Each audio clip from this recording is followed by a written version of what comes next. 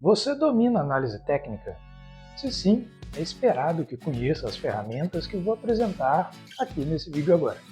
E se não, vai poder passar a conhecer algumas ferramentas. Claro que existe uma variedade imensa de recursos que podemos aplicar, mas separei aqui 3 dos principais indicadores que podem ser valiosos para auxiliar na tomada de decisão na bolsa. Então, sem demora, vamos lá. Começando pelo indicador média móvel. As médias são uma forma simples da gente ler a movimentação de preço. Quando inserimos, por exemplo, uma média de 50 períodos, um gráfico de candles, para cada candle, esse indicador vai calcular a média dos últimos 50 preços de fechamento e colocar no candle atual. Para o próximo candle, ele vai extrair novamente a média dos últimos 50 fechamentos. E no fim, todas as médias vão formar uma linha contínua. Na prática, as médias móveis podem ser usadas em conjunto e abrem possibilidades variadas de operações. Então, falando do operacional, um operacional clássico é o cruzamento de médias. Se eu selecionar um jogo de médias de curto prazo, normalmente se usa a 9 combinada com a 21, quando a média menor, que é a média mais rápida, ela cruza a média 21 de baixo para cima, seria um sinal de compra, uma forma de entender que o preço está tentando engrenar uma alta. Quando descruzar, quando a média 9 cruza a 21 de cima para baixo, aí seria um sinal de venda. Esse método pode funcionar quando o preço pega uma tendência, mas acaba também estimulando uma quantidade muito grande de operações, um risco que você corre. Então existem outras abordagens de como podemos utilizar as médias. Um outro operacional interessante utiliza o conceito de retorno à média.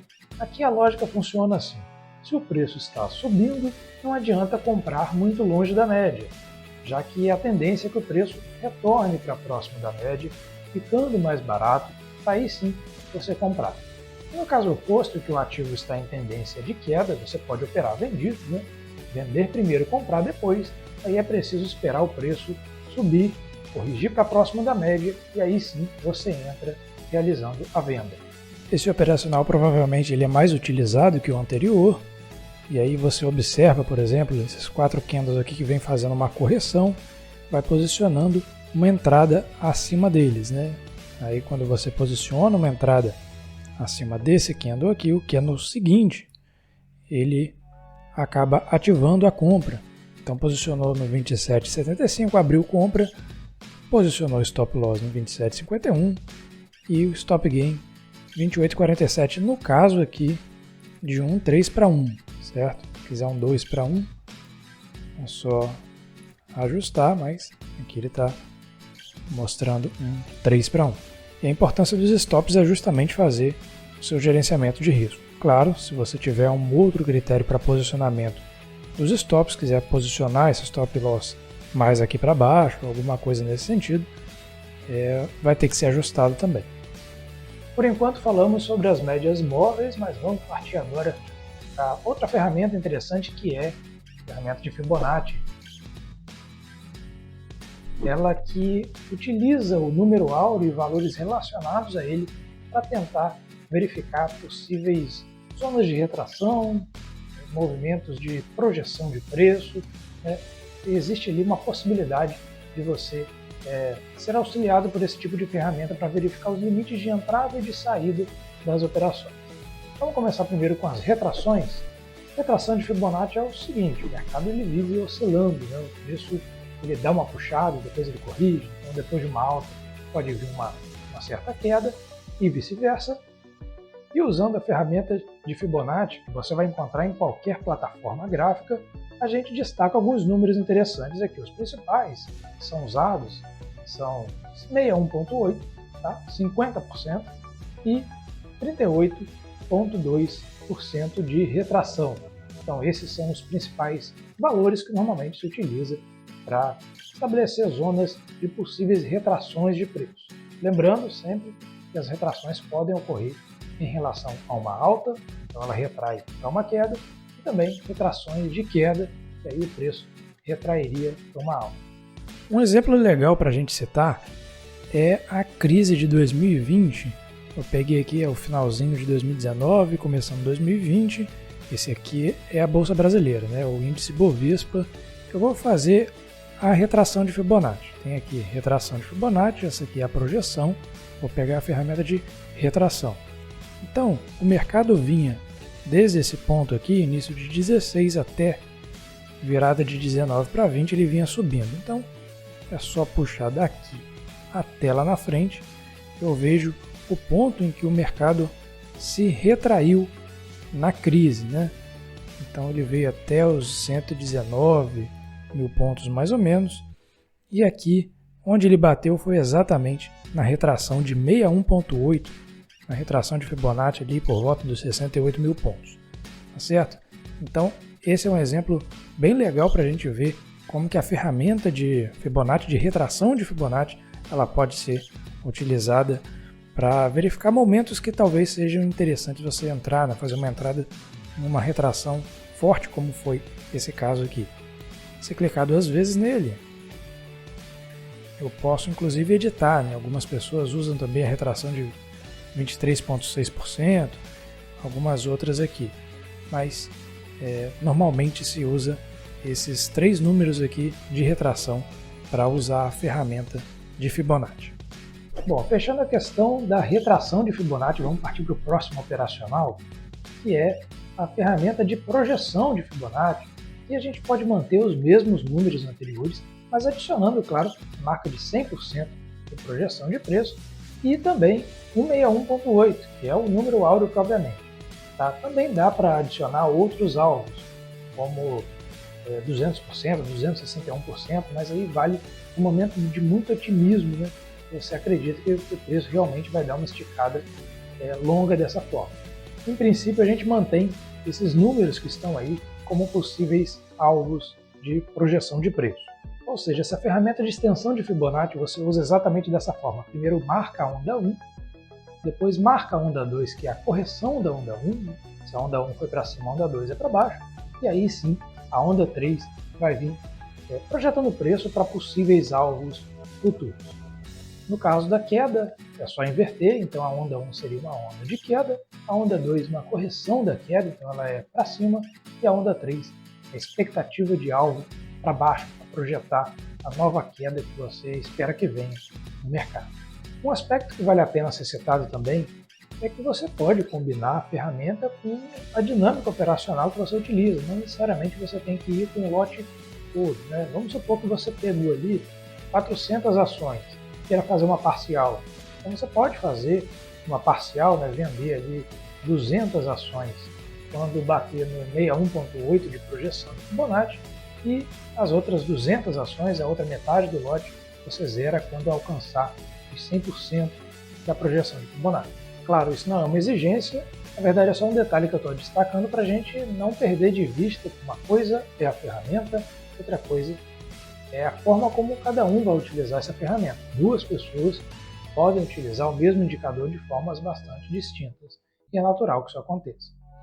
Certo? Vamos partir então para o último indicador que eu separei aqui, que é um indicador talvez um pouco menos conhecido que os demais, mas também está entre os principais e é bem interessante da gente observar. Tá? Vamos falar dele agora, assim que você deixar o seu like e curtir o vídeo, deixar ali um comentário também.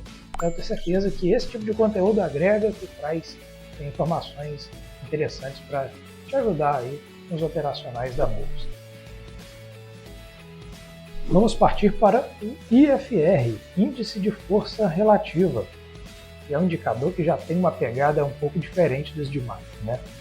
Você deve ter reparado, por exemplo, lá quando a gente estava falando de média, as médias elas correm atrás do preço, elas estão sempre atrasadas em relação ao preço.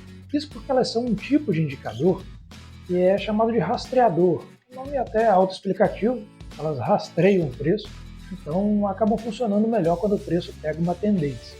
Aí é legal, né? Seja uma tendência de alta ou de baixa, você pode usar a média. Se o mercado estiver sem tendência, as médias não vão funcionar muito bem. Então, para cada caso, a gente tem que utilizar indicadores diferentes.